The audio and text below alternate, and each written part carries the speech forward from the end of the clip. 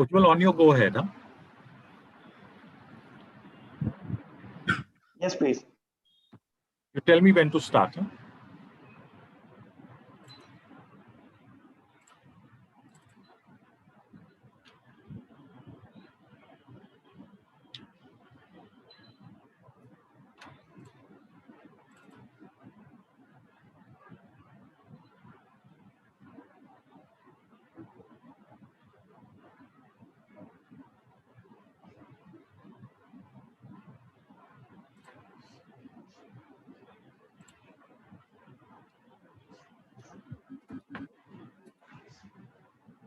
Ujjwal, we begin. Yes. Okay. So good evening, everyone. Welcome to BBF webinar today on Investors Guide to Shareholders Meetings in India.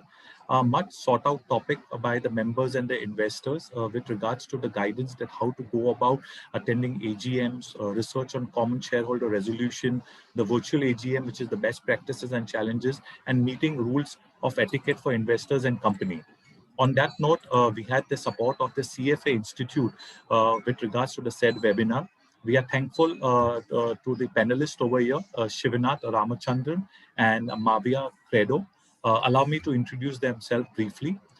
Shiva is the Director of Capital Markets Policy India at the CFA Institute. He has over 14 years of experience in financial services. In his role, he is responsible for advocating policy positions on issues that impact Indian capital markets, including corporate governance, ESG, and pensions. He's frequently quoted in media too. Shiva has an MBA from IIM Lucknow. He also holds the Chartered Financial Analyst and Professional Risk Management designations and the Fundamentals of Sustainability Accounting, a credential provided by the Sustainability Accounting Standards Board. Prior joining to CFA, Shiva has worked for Morningstar and MSCI. Allow me to introduce Mavia Credo. Mavia is currently the company secretary at Institutional Investors Advisory Services Limited, one of the very proxy advisory firms in India. She is responsible for managing all corporate secretarial functions, including the board procedures. She also provides legal assistance to the company. Mavia has been involved in certain aspects of voting advisory reports and undertaken research on various corporate governance-related matters equivalent to the capital market. On that note, I would give over to Shiva to begin the presentation, please. Shiva, over to you, please. Thanks, Leslie. Thanks, Visual. We thank the BSE Brokers Forum for the opportunity to present on this very important topic, AGMs.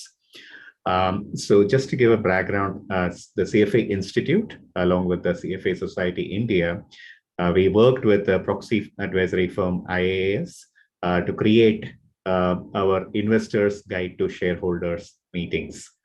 So we have the second virtual AGM season underway right now.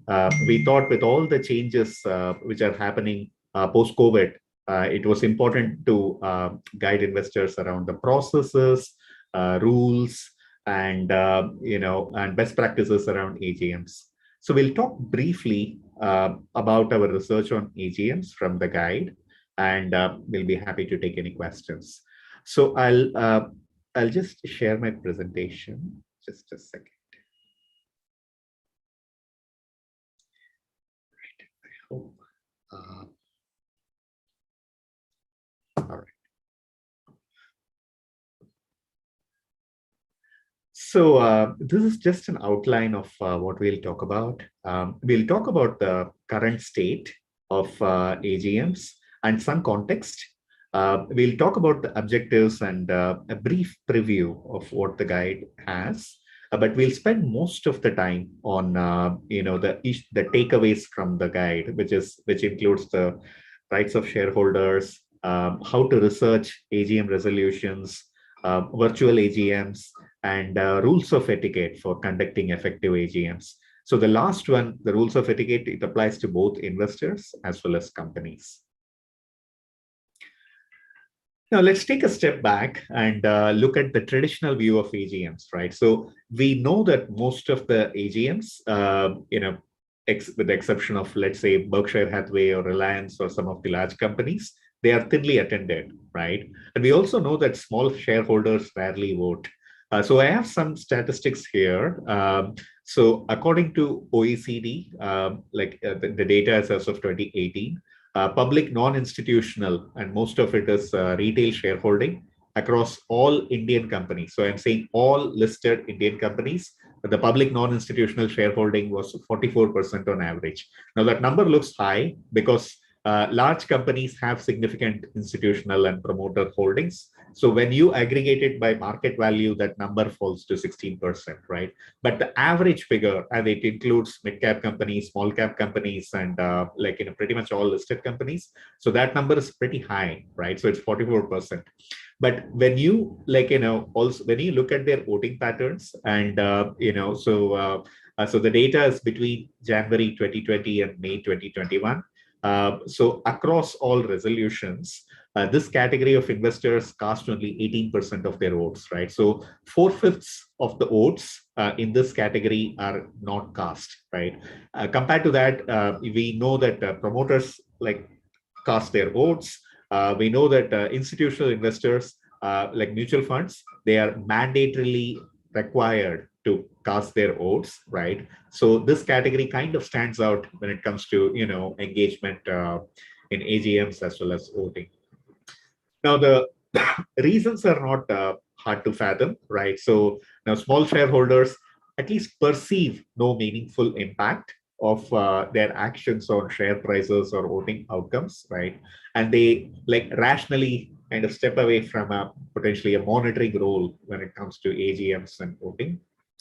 And large shareholders, on the other hand, they tend to influence the board in a private setting, and they cast their votes prior to the meeting, right? So they don't see any reason to attend AGMs, right? So most of them kind of large shareholders, they also tend to stay away from AGMs, right? So that's the what do you call the traditional context. Just to provide some additional context, right? So COVID-19 has changed the AGM landscape in a number of ways, right? So on one hand, you have a surge of new investor registrations. Once again, more statistics, right? So demat accounts opened in the last 2 years accounts for over 1/3 of all accounts, right? So 35% of all demat accounts were opened in the last 2 years, right? And there is an opportunity to inculcate some sense of ownership and voting habits, right? So these are new investors, these are like first-time investors, and so on. A lot of them, and you can potentially influence them to do the right thing when it comes to voting and engagement. The second one is of course virtual AGMs has came first in 2020, and we have already seen some how it has played out, right? So to some sense it has had a mixed impact on engagement. Now the new classes of investors like foreign or out of city domestic investors who would otherwise not participate are now able to attend and engage in those AGMs. But there are also concerns that companies have found it easier than even the physical setting to avoid difficult questions, right?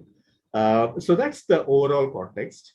Now, I just want to touch upon this 2020 AGM in terms of state of engagement before we delve into the topic. So in 2020, what we did was we analyzed the AGM season. So just for Nifty companies, I wanted to get a sense of how did these virtual AGMs played out. Now there are once again, when I say Nifty companies, my research was limited to those companies which had transcripts. So a lot of companies, they kind of put their recordings on YouTube, and they sometimes summarize their AGM rather than actually providing a transcript. So it's a smaller set. But from whatever I've seen, there were anywhere between 2 and 30 speakers, right? The shortest AGM which I saw is clocked at 30 minutes, right? So it's time to deliver a pizza. So that's the duration of the shortest AGM. The pre-registration was compulsory for speaking, across the board, right? So it was very rare for it was almost never the case that companies would allow anyone to speak who are not registered. But some companies do allow people to give their questions in the chat box, and they sometimes address those questions, but it is also very rare, right? And each speaker gets about 2 to 3 minutes to speak. And the way the virtual AGMs were conducted, the default approach is that all the speakers will come one after another. So even if there are 30 speakers, each one will come one after another, speak for 2 or 3 minutes, and then towards the end, the chairman will summarize and he'll say these were the questions and these are the answers, right? So that's the way the AGMs were engagement happened. And I mean, to some extent, these are not very interactive in nature, right? So of course, there were some exceptions where companies, like where you speak and somebody will answer, but the next person speaks and somebody will answer and so on. But those kind of things were pretty rare. So that's broadly, how AGM 2020 went. So I'll just talk about briefly what are the objectives of the guide. So we created this guide for 3 reasons, right? So we want it as a reference for shareholders to understand the nature of shareholder meetings, nature of procedures, what is the rules of etiquette, and so on. So you can say that this is a bit of a reference guide. So people, they can kind of dip into the guide and like they can figure out like, what's the process for, a particular meeting, or what to expect in terms of what to expect within an AGM notice and those kind of things. You can use it as a reference.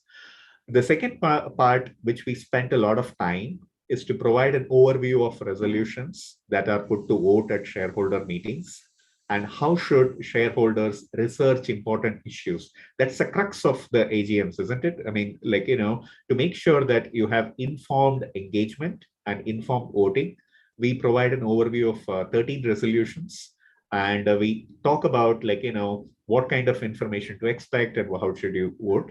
I know Mavia will kind of pick some examples, a bit later. And lastly, to encourage shareholders to participate actively to ensure that their interests are not diluted. So those are the objectives of why we created this particular AGM guide. I'll also briefly talk about how the guide is organized. Like, these are the things that we cover, right? So when I say reference, right, so it's a bit of reference. So we cover what are the types of shareholder meetings, what are the rights of shareholders, what are the types of resolutions. Now, there are like most of the resolutions either used to be simple or special, but we are also seeing that increasingly majority of minority kind of resolutions are also coming up, right? And the crux of the guide is how to research shareholder resolutions, like I said. We also touch upon some of the virtual AGM best practices. How should you, prepare yourself to attend a virtual AGM, for example, right? And what are some of the international trends in AGMs, just to give some flavor of what is happening elsewhere. So I'll just talk about the first aspect. So we'll cover 4 things: rights of shareholders, how to research resolutions, virtual AGMs, and rules of etiquette. So I will talk about rights of shareholders, and Mavia will cover the remaining 3. So in terms of rights of shareholders, right? So I think it is. I think most investors kind of know what they can expect or what they are entitled to, right? But what we want to do is what I want to make a distinction is, there are all shareholders have some basic rights, but other rights depend on shareholding thresholds, right? So that's the distinction I just want to make here. Like you have basic rights such as appointing a proxy, but that is more relevant for physical meetings, right? So in a virtual AGM, the proxy concept is not that relevant anymore. But you can appoint a proxy, you can ask questions, and you can access company documents.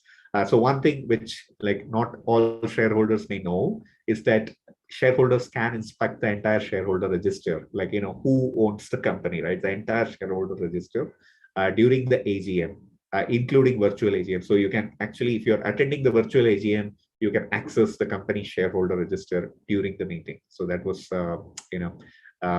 something that I found it during my research. I was surprised. But there are other rights which depend on shareholding thresholds, like shareholders who own at least 1% of voting power can propose agenda items, right? So it's not all shareholders can can exercise all rights. So some of them depends on thresholds. So that's broadly what I wanted to cover. So I'll probably stop my screen, and Mavia can take over the remainder of the presentation. Thank you.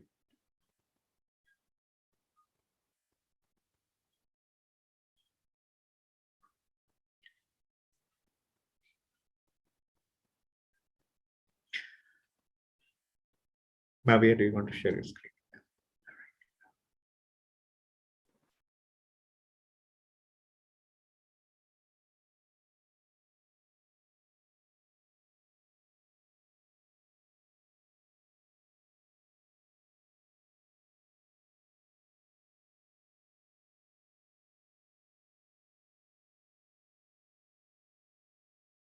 Thanks, Siva. That was really insightful. Moving on, as Siva said, one of the things we've tried to cover, which is the crux of the guide, is also how to research on shareholder resolutions. Now, when it comes to understanding shareholder resolutions, it might be a bit of a challenge for some of us because these seem a little complex to decipher. So to make it very simple, what we can do is break it up into three parts. One, the regulations concerning the resolution. Second, the company disclosure and best practices. And third, what you should examine or ask. When you talk about regulations concerning a resolution, there are basically, blogs and websites, etc., which provide a lot of regulatory information. So those would be referred to. Moving forward to company disclosures and best practices. So when a company is putting forward a resolution for shareholder approval, they'll always give you a lot of information which you could use to make your decision. And that is a compulsory thing. And moving on to what should you examine or ask, this is a basic analysis of the resolution that you can carry on. This will differ obviously from resolution to resolution. To make it more simpler, we'll take an example. One sec.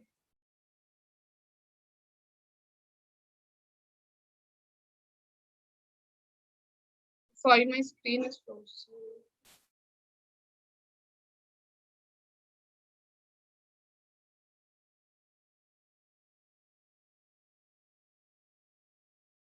For example, a dividend resolution. So what would you look at when when a company proposes a dividend resolution? Basically, the regulations concerning dividend. So this is very simple. Dividend can be paid only out of the profits of the company, and it should be paid within 30 days from the date of the AGM. This is a simple thing you need to know about dividend. Company disclosure and best practices. Top 1,000 companies need to now formulate a dividend policy. Some of the things you can find in a dividend policy are circumstances where a company may or may not declare dividend.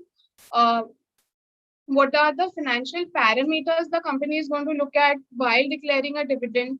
If there is a target payout ratio so that shareholders can expect a limited amount of dividend, etc. Dividend payout, the notice would also provide you the dividend payout basically in cash wise and also as a percentage of profit. And in case a company is not declaring dividend, it will provide you an explanation for why it has decided to do so. What you should examine or ask. So when you're looking at a dividend, when you're looking to vote on a dividend resolution, what you need to basically see is the past trajectory of dividend. Whether the company has been declaring a consistent amount of dividend in the past 2 years, over 3 years, or over a 5-year period. What is the dividend payout ratio?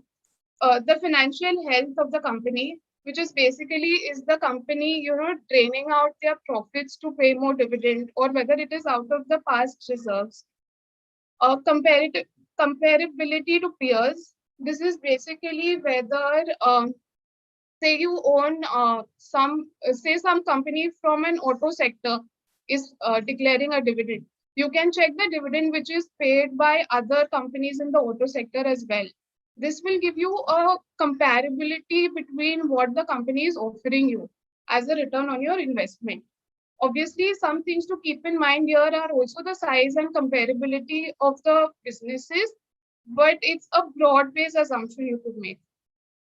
Another thing you could look at is the use of retained earnings. If a company has, and this is very common actually in case of this COVID-19 situation, where companies have are not being declaring dividend, but are retaining cash for future use. So this could be an interesting example. Moving forward to another resolution which can be looked at this way, which is director remuneration. While dividend is a fairly simple resolution, a director remuneration resolution could be a more complex one. So how do you look at it? Basically, you start with regulations concerning director remuneration. So under regulations, there is a cap based on the profits of the company up to which companies can pay remuneration to its directors. Anything beyond this limit would require shareholder approval. Company disclosure and best practices. Now, if a company is coming to you to approve a director remuneration, what it will provide you is a basic profile of the director, some details regarding the director, past remuneration if the director has already been on the board of the company, a detailed breakup of the remuneration. This would include the pay structure, whether the pay is fixed, what proportion of the pay is variable, if there are any perquisites which are going to be provided, if there is an ESOP option, all of that is included in the breakup of the remuneration. The company also provides a ratio of managerial remuneration to median employee remuneration. This is an important factor to analyze, especially coming from, to understand basically what is in what, how is the managerial remuneration moving as compared to employee remuneration, and performance benchmarks or criteria on which the variable pay will depend. What you should examine or ask. One of the most important things while you're looking at a remuneration resolution would be the connection or the relation between the remuneration of the director and the profitability of the company. For example, if the company's profitability has increased by 2x, it would not be ideal to increase director's remuneration by say 5x. Also, if the company has made a loss, it would not be, it wouldn't be fine to increase the director's remuneration by 2x. So, this has become very important during COVID times, since there are many companies which are letting go of employees. There are directors who are taking a pay cut.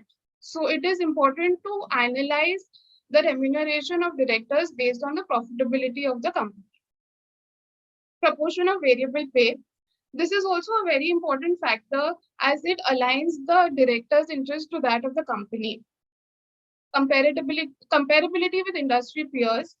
Comparability is not that hard of a thing. It's simpler in the sense, for example, if you are analyzing the remuneration resolution for say an Axis Bank MD, you could also look at what the MD of ICICI Bank or an HDFC Bank is getting paid. In this way, you know whether it fits within the industry. Obviously, the size and complexity of the business also matters here. In the similar way, you can look at a resolution on related party transactions. Regulations concerning them are very simple. Any related party will require shareholder vote, and interested parties abstain from voting. Company disclosures. So when a company is proposing a related party transaction, the information it will provide you with is who are the parties to the transaction, what is the degree of association between these two parties, what are the terms of the transaction, what is the monetary value, what are the particulars, what is the duration of the transaction. What you should look at in such resolutions is basically the rationale for the transaction, whether it would be more beneficial for the company to have this transaction with say another related party, or having it with a related party is getting some benefit for the company. Then you go to the valuation and pricing aspects, whether the transaction is being carried on at a proper valuation. It's not that some promoter company or a related party is benefiting out of the transaction, and the amount and time period. So that is basically how you can look at some resolutions, and it just makes it simpler to decipher difficult resolutions.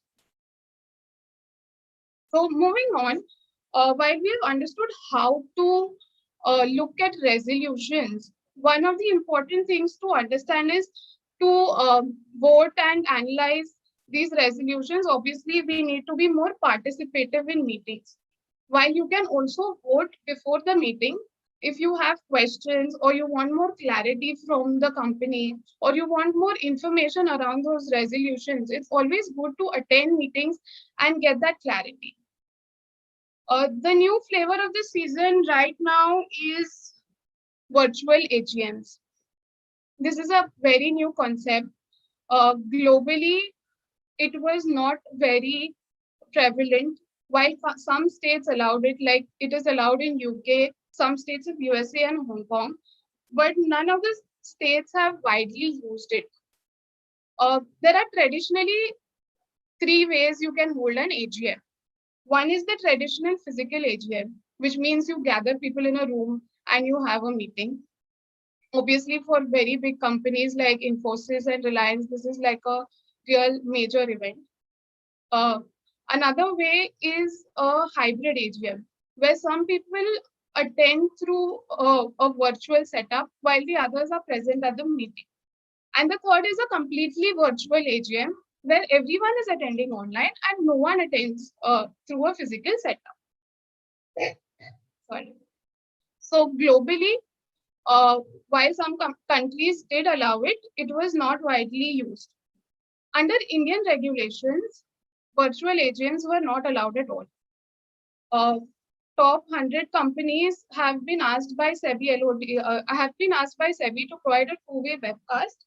However, these attendees were not counted for quorum requirements. But given the situation COVID-19 has caused now, temporary relaxation has been provided by the MCA. This was initially only for a 6-month period, which was finally still extended to 31st December 2021. So that is how virtual AGMs have played. Certain important points, certain benefits of the virtual AGM are that shareholders can now participate, and it has made meetings more accessible to shareholders, as in first due to lack of time or lack of inclination to go to a place, attend a meeting, travel. It was difficult to get a lot of shareholders participate. But since you can just click and join a meeting now, it's just become more accessible to shareholders. Voting, on the other hand, has also become transparent. All the voting is done online. Thus, there is a clear audit trail of how votes are happening. There is no ballot paper, and all of that stuff is eliminated. So it just becomes more transparent. And it is very simple now for people to participate. All the requirements for check-in, etc., have been reduced. Now, how to attend a virtual AGM? This is a fairly simple thing because it is new. Many people were a little skeptic about how to attend a meeting, how easy it will be, how difficult it will be, and it's just one AGM season old. So, on how to attend virtual AGMs, the requirements are very simple. All you need is a laptop or a mobile device, a stable Wi-Fi connection, a microphone and speaker with a camera access if you have registered as a speaker, and valid login credentials. So moving on to how to attend, you have to enter the e-voting portal. Everything is now linked through the e-voting portal. In one of the recent developments, SEBI in December 2020 came out with a circular which requires all the e-voting systems to kind of harmonize. So basically, there are 4 major e-voting platforms which operate in India: NSDL, CDSL, Carvi, and Lincoln Time. So depending on which service provider the company chooses, shareholders had to have 4 different login IDs, 4 different passwords, and then go to each site for the respective meetings. With this harmonization thing which is being introduced by SEBI, what will happen is shareholders can just register with their depository or directly with their demat account. The depository will provide the shareholder a simple login ID and password. So that with that the shareholder will be able to access every e-voting portal or through his demat account. This circular is still in implementation stage, and it's expected to be completely implemented by December 2021. So moving forward, once you enter the e-voting portal, the next step is to log in using your client ID and password. Your client ID, DPID is basically your demat account, and your password, whichever is set by you. The next step is choose the EVSN. So this may be called as EVSN, EVEN, e-voting sequence number, event number, by whatever name it's called. It's basically a sequence number, a unique sequence number which is given to meetings, and then select the company name. Once you select the company name, there is an option to join or enter the meeting. On clicking that option, you can enter into the meeting. So that's about how you attend a meeting. Some things to note about a virtual AGM, since this is a fairly new concept. One is all the instructions you require to attend a meeting or join a meeting are easily accessible in the meeting notice. Whatever the meeting link, how to generate your ID and password, if there are any system requirements, everything is provided in the meeting notice. The second thing to note is shareholders who want to ask queries or want to speak at the meeting are required to register in advance. So some companies have this option where they want to, at least estimate the length of the time of the meeting. So they would ask shareholders who want to speak to register in advance. This can be simply done by sending an email to the company. It's not a complex procedure. Moving on to sending questions in advance. Some companies may ask shareholders to post their questions or queries in advance so that the company has enough time to look at them and answer them. One of the companies I saw where shareholders were asked to send their questions by email, and the management would respond to them by email. So in another company, all the questions were taken up together, and then the chairman answered them in one shot. So there are different ways how companies are approaching the Q&A session. While in some shareholders ask questions and they receive a response immediately, sometimes shareholders ask through chat box, and sometimes shareholders just post their questions in advance. So it's a company-to-company approach. The fourth point is regarding voting. It is very necessary to vote at a meeting if you're attending it. What companies do is very few jurisdictions actually provide for e-voting. India is one of such jurisdiction which has made e-voting mandatory for shareholder resolutions. This was with the intent of increasing shareholder participation. Now, the facility to vote is provided 3 days before the meeting. So shareholders can cast their votes 3 days before the meeting and also during the meeting. And once the virtual meeting ends, the voting portal is kept open for like half an hour or 15 minutes so that shareholders who have asked questions regarding the resolutions during the meeting can then get their queries clarified and vote after the meeting is over. Capacity of 1,000 members.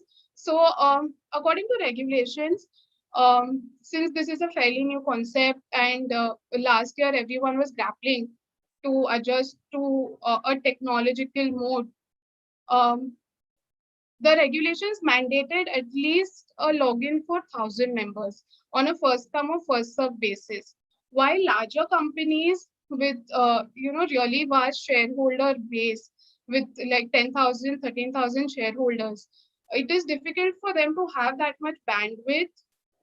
While technically depository participants and companies, yes, have made them possible to have a larger crowd attending a shareholder meeting, but this is the legal requirement, and thus it is always preferable to log in a bit early so that you know your seat is secure.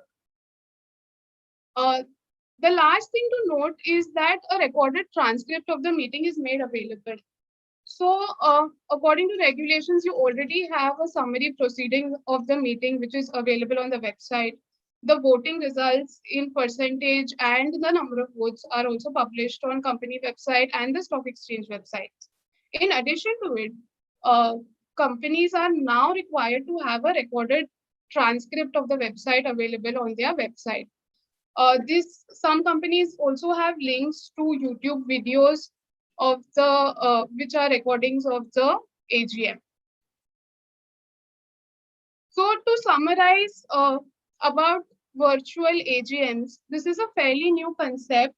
I think companies and shareholders are still trying to test or assess their appetite towards whether they want this going forward or not.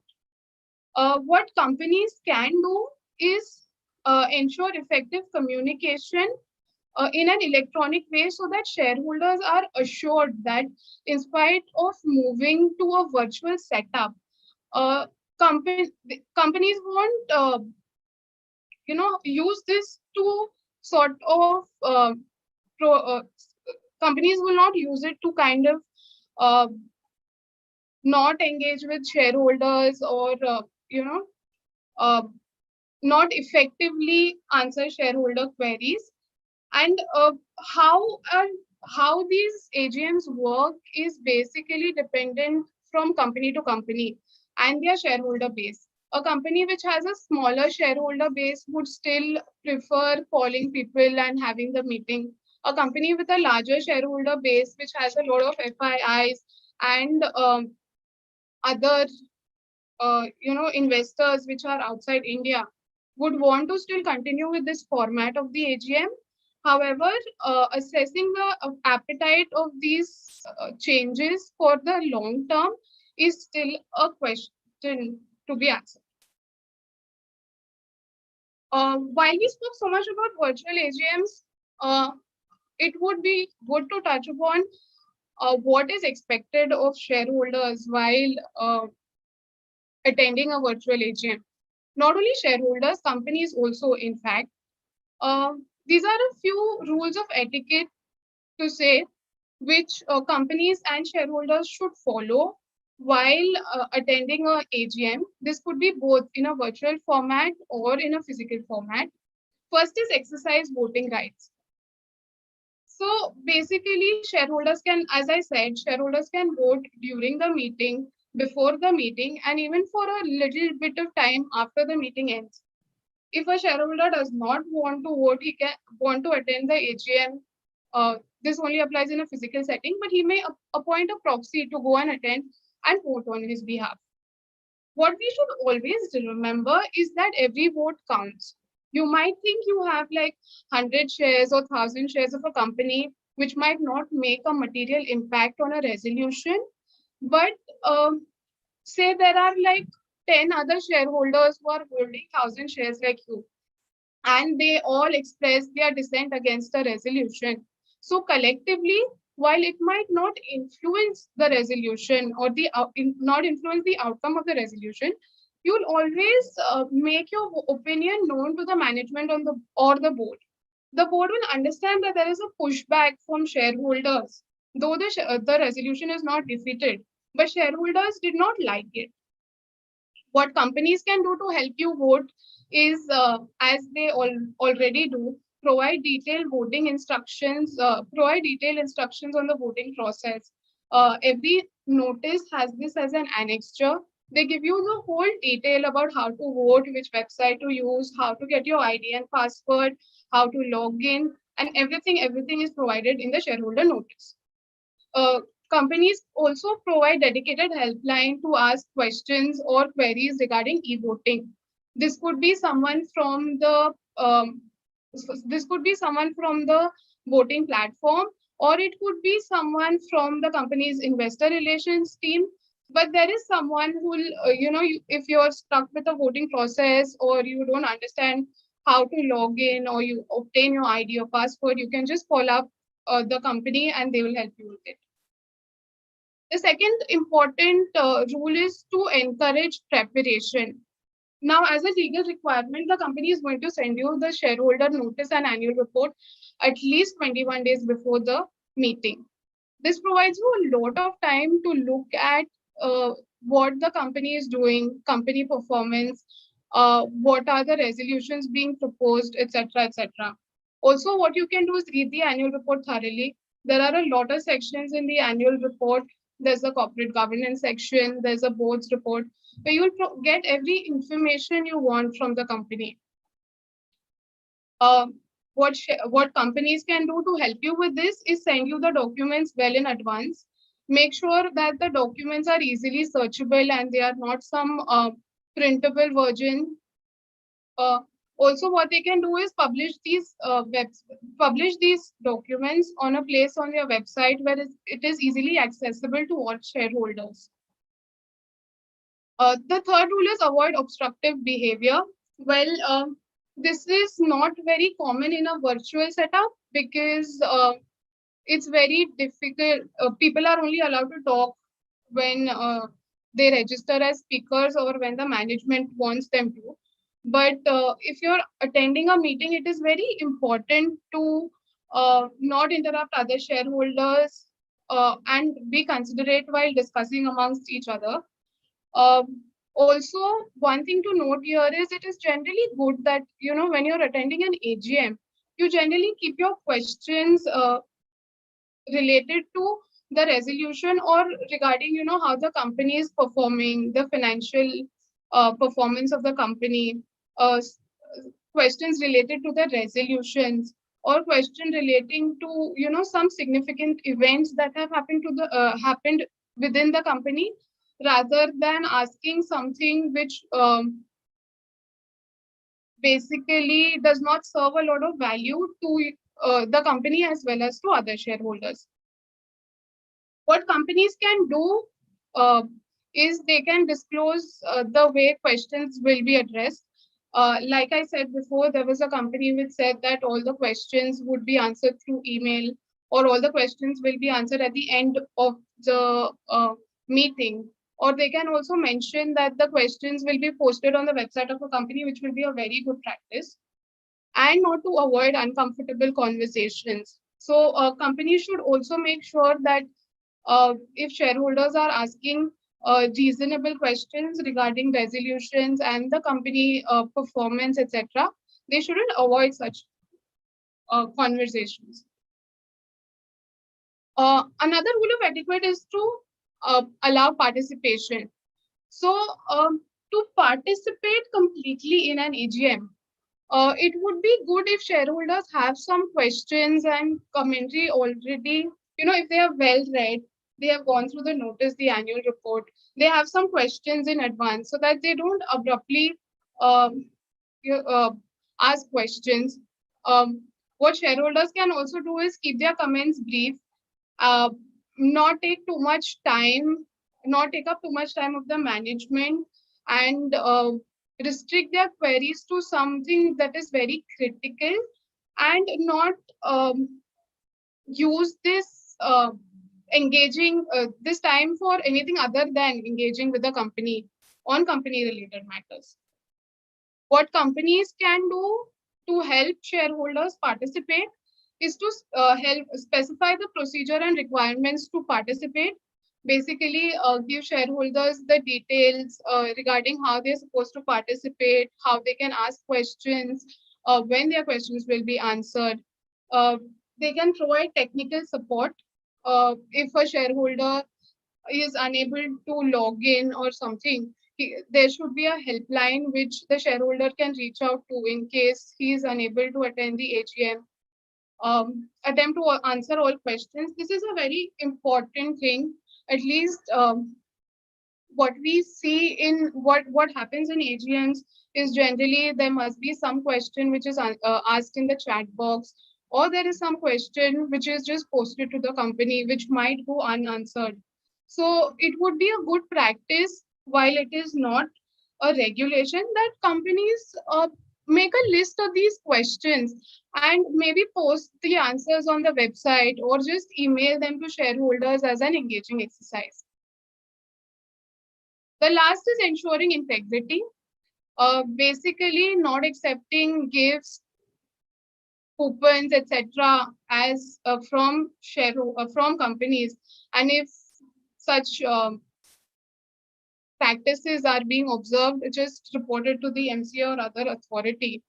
While this is almost this is not allowed or it's not good under law, companies should still refrain from doing all of this. So basically, these are the general rules of etiquette, which is very generic for every AGM or every meeting you participate in. As you attend meetings, there is obviously a lot of individual learning that happens. You have your own individual experiences, and there might be a lot of more to add to this. Well, yeah. Siva, back to you. Thanks, Mavia. So I'll just conclude by saying that, the retail shareholders matter, right? So I guess, I mean, one thing, the reason why we did this exercise is to make sure that there is participation, right? And AGMs is the main forum for small shareholders. We also encourage institutional investors and others to attend at least some AGMs, but I guess it is the main forum for retail shareholders. As we have said before, they have a large presence in small and mid-cap companies where the issues could be important, right? And like the second part is majority of minority resolutions are becoming more prevalent. I remember seeing this independent director proposals which came from SEBI. I think they want to make it more majority and minority in terms of appointments and so on. The last one is like Mavia described that the voting process is becoming streamlined. So I think there isn't a lot of logistical challenges. So I think those things are getting better. And one thing we would like AGMs to focus on is focus on the Q&A on resolutions, right? So rather than, I think most of the this thing is you have the typical questions, right? Will you increase dividends and those kind of things. So we would like the engagement to be of a slightly better quality and focused on resolutions. So that's one of our objectives, and so that's broadly what we are trying to do, right? And our full guide is found at the CFA Society India website, cfasocietyindia.org/AGM-guide, and we would love to spread the word. We thank BSE Bankers Forum, BSE Brokers Forum for the opportunity, and we would love to have you evangelize and spread the word with your communities as well. Thank you so much. I will be happy to take any questions. Thank you once again, Shiva and Mavia. It was indeed very, very detailed and comprehensive, and this is what exactly is required in terms of knowledge share. Because as you rightly said in your presentation, that there are a lot of first-time investors coming in. There are a lot of young generation, the young millennial who has opened a demat account, and there is a lot of a vigorous thought process that how do we indulge ourselves not only in trading but the knowledge concept of how to attend AGM, how to learn more, whether it's their projects or whether it's investing from the members front or the investors front. So this was very apt presentation, and thank you for covering in detail. I'm sure there would be a lot of questions coming in. So what I will do is I'm requesting the participants to kindly raise their virtual hand, and we'll take you one by one, and you can ask your questions. So I will just start with the same. We have Mr. Omkar Patil. Omkar, you can ask your question, please. Omkar, if you can unmute yourself and ask your question, please. We have Minil. Minil, if you like to ask your question, please. Yes, sir. Sure, sir. Good evening, everyone. So I had a question like, are there any opportunities for networking with company promoters and any other shareholders during the AGMs? So Mavia, do you want to take that question? So, while when you go to a physical setup and there is a chance to meet people and talk to them, this is very limited in a virtual setup. It is generally networking is not so easy and almost impossible actually in a virtual AGM. So I think one thing I'll say, right? So I think like in a last 1 year, I don't know how many conferences you have attended. Maybe I've attended too many virtual conferences. And one of the features that we are increasingly seeing is this networking feature around that virtual conference, right? So I think that is like, so basically you can, like, there is a room typically going out alongside the event or before the event where you can kind of reach out to speakers, meaning in this case it will be company executives and so on, or potentially other participants, right? So where you can, because in a physical setting you can do all those kind of networking, the coffee cooler conversations, like after the AGM you can go and meet up some of the members of the management and like have a conversation. I think that is kind of missing when it comes to virtual AGM. We hope that the experience of these virtual conferences may inspire some companies to go beyond what the regulations are saying. Thank you, sir. Thank you, ma'am. There's a question: How do you encourage more retail shareholders to participate in AGMs? Yeah, I mean that's the existential question, right? Of so how do you get them to this thing?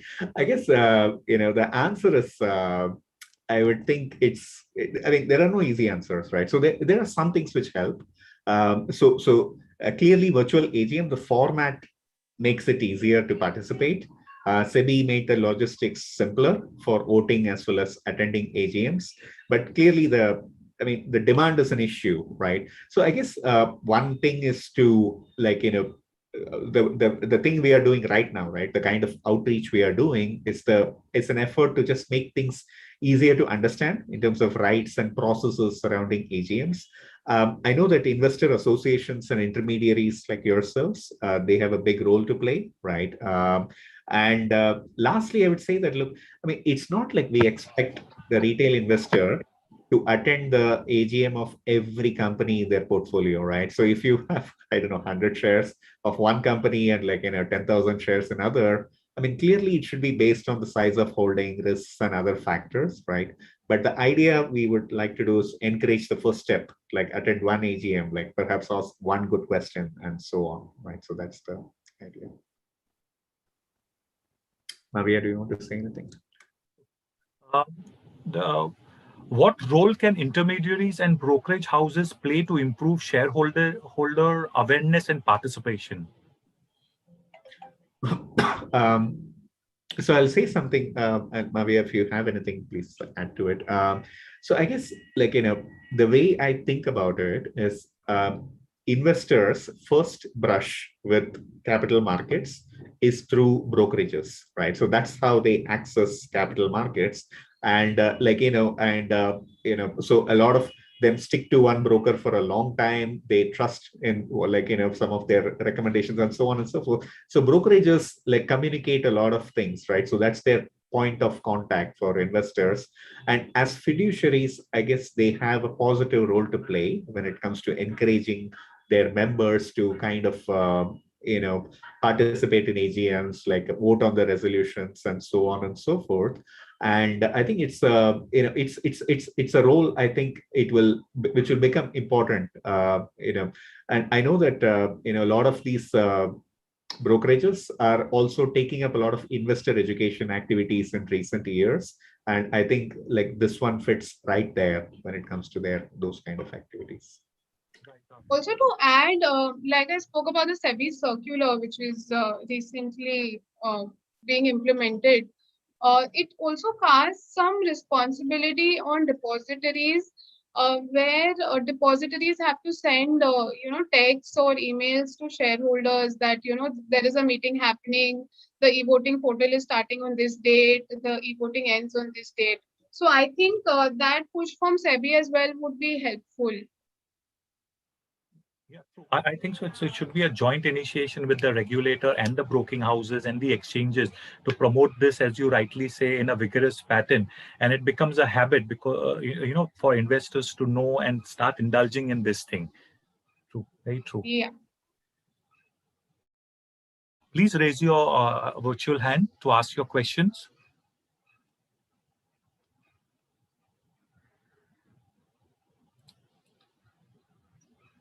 There is a question. What are the alternative channels to asking questions in AGM? Shall I answer it? Yeah. So there are a lot of means for shareholders to engage with companies. One of them is to write to the investor relations team. Obviously, you can engage with the company secretary because now, according to law, there is a designated address provided on company website where shareholders can reach out to the company. Traditionally, it was just a basic, just a single landline number and a generic email ID. But as opposed to that, things have changed. Companies are now having dedicated investor relation teams and having one person, in charge of all answering queries and talking to shareholders, having more engagement with shareholders.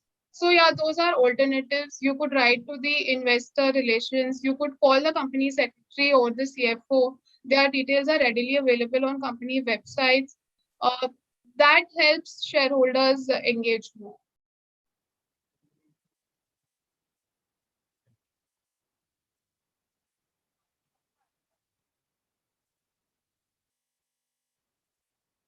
Eunice, you want to ask a question? Please unmute yourself.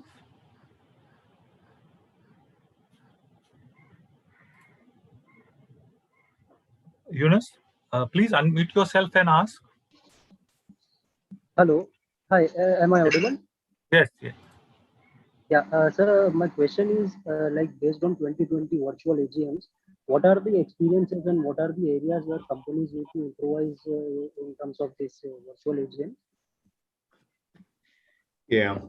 So I know Mavia spoke briefly about virtual AGMs in her presentations, but I think I would think the ideal virtual AGMs will mimic the experience of physical AGM as much as possible, right? So I guess we spoke about that networking aspect.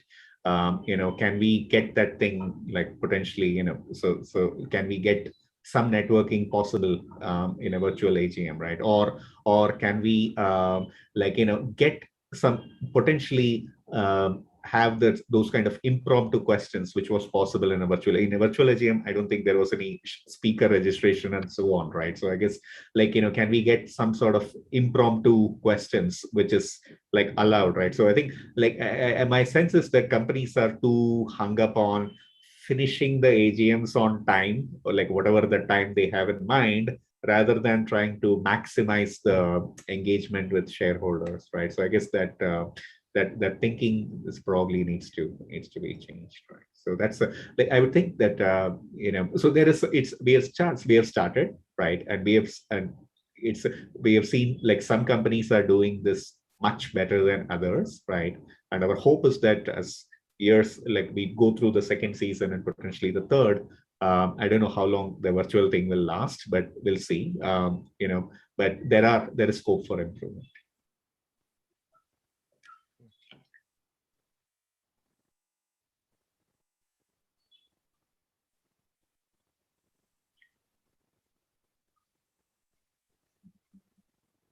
There is one more question they have typed. Should there be more transparency over Q&A, including those questions that were not taken up or addressed during AGMs? Well, yes, I think that is one of the areas where companies and also regulators can weigh in. what happens currently is that as a shareholder, I am asking the company a question. While I know it is not answered, uh, other shareholders or investors cannot keep a track of how many questions are being answered, how many questions are asked, how many go unanswered. So what companies could do is, like I said in my earlier slide, the companies could take all the questions, note them down, and put a response on the website of the company. Maybe this could form a part of the summary proceedings, or it could be as a separate shareholder engagement section. There is always a possibility that, say you have 100 shareholders, maybe 10 shareholders have the same question. So in that way, it benefits a lot of shareholders if someone's asking the question and the company is providing a proper response. So yeah, in that way, transparency can increase. Companies should also provide, like Siva said, an impromptu question and answer session where shareholders don't have to wait till the end of the AGM to ask questions, but can just raise their hands and speak to the management. This could also be beneficial.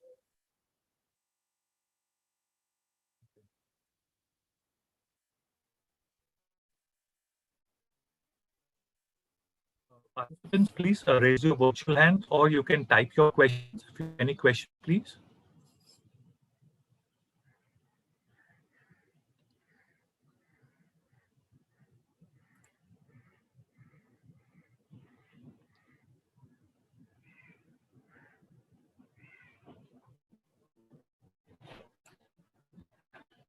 Shiva, I think there are no more questions. Mavia, there's no more questions. I think so. We have taken your time in terms of explaining and relevant questions answered, including your PPT.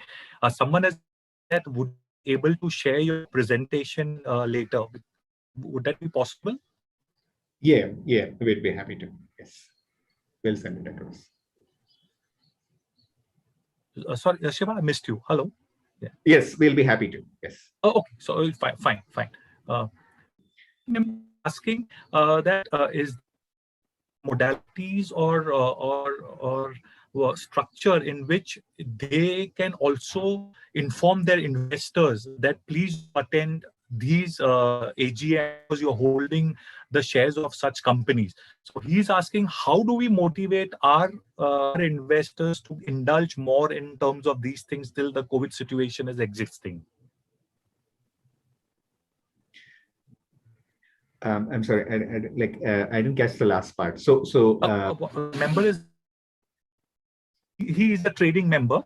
Right. He is asked that how would they encourage their investors and traders to attend such meetings more, and not only in terms of trading, but to know the knowledge behind how the AGM is conducted and everything, to encourage basically to attend these meetings and get a cast of it. Understood.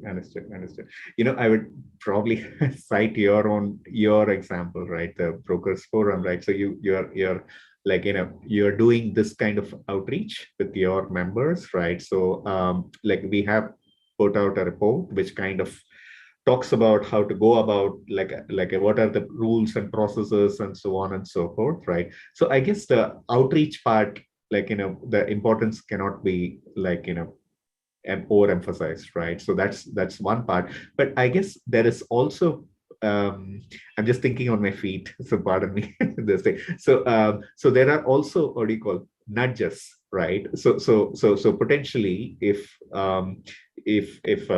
shareholders holding like so many shares of a particular company and the AGM deadline is coming for registering and so on, like we know that can you do a nudge that tomorrow is the last day for registering for like this particular company's AGM, and you like and knowing that this shareholder holds a significant chunk of shares. So I guess like potentially there could be nudges that could help in addition to outreach, but it depends on like what kind of capabilities and so on and so forth, right? So that's I think also to add, one of the ways trading members can approach, or even investors can approach this, is that say you're holding 100 shares of a company, your for the company, your 100 shares might be a very minuscule part of their equity.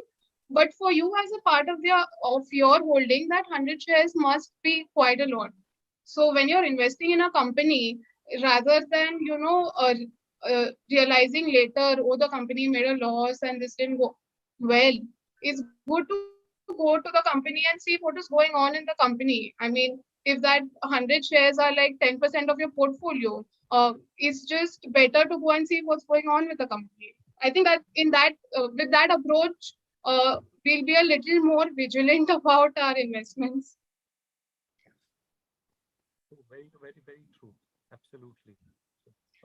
Now before we conclude, two questions to Mavia and Shiva. Mavia, what would be your going away thoughts for the trading community and investors? The takeaway from today's this thing in brief, if you could.